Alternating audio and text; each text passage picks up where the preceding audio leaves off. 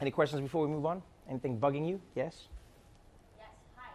So in your book, you talk about how the education system in Germany is different in terms of the history and the shameful elements of history. Right.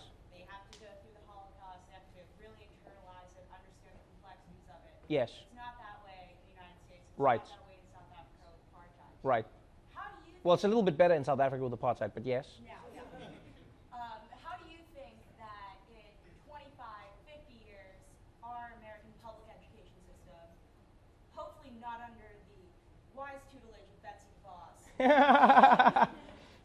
will approach different racial issues or racial props in congressional hearings for like mass education? Well, that's a tough thing. I mean, there's so many layers to that question. Look, I don't know how they will. I think how they should is easy. I think history should just be told from many different perspectives. People need to understand that a lot of the time, it's not that you're a bad person. It's just that we think of a story from our perspective because we are the ones telling it. Do you get what I'm saying? So a good example is, I remember when I was in South Africa and I'd learn about the history of the British. And because the British were kicked out of South Africa and because like the Afrikaners and the Zulus fought against them, the history I was taught was that the British were invaders. They were bad. And they came in and they shot the people. And you get what I'm saying? But then when you go to England, they tell you about the heroes who fought in the Zulu War and how they triumphed. And then it's like, well, what do you mean heroes? They had guns and other people didn't have guns. That's not a war. That's just shooting people. Do you know what I mean? And British people genuinely were like, oh, I never thought of it like that, Trevor. And in their defense, they were like, that's just how we were taught. We were taught they were heroes. And if you were taught that somebody's a hero, you're going to believe that they're a hero. I just think every story in America should be told from all different perspectives. It's as simple as that. As for the racial props in the hearings, that was probably one of my favorite moments in TV and in a hearing ever. Because for those who didn't see it, it was Michael Cohen testifying.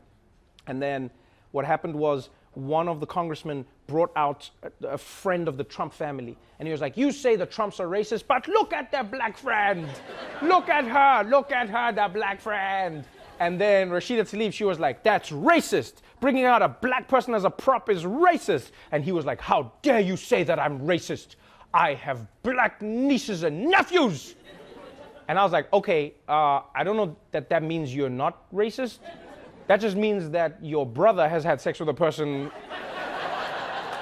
who's someone of color. That's all that means. Because you can't be, like, it's not like they're your, like, children. He's just like, my nephews, and yeah, that means you have black people in your family. It doesn't mean you're not. Like, people choose weird things to display that they're not racist. And then, I think it was it Cummings? Was Elijah Cummings who then stepped in, and then he was like, actually, as a black man, I can let you know that this white man is not racist and he's my friend. And then it was like this weird racism bubble thing. Everyone was arguing, who's racist? You're racist? No, I'm not racist. You're my best friend. I'm not the racist. Who's the racist? What's the racist? Is racism not racism? What is racism? And then people were like, yeah, okay, sorry. And then Rashida Tlaib apologized to him. And then, as fate would have it, the next day, a clip came out of that same congressman, I think his name's Meadows, from years ago when Obama was president. And the clip came out and he was like, we're going to send Obama back to Kenya or wherever he's from.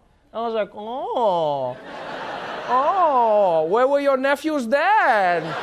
No.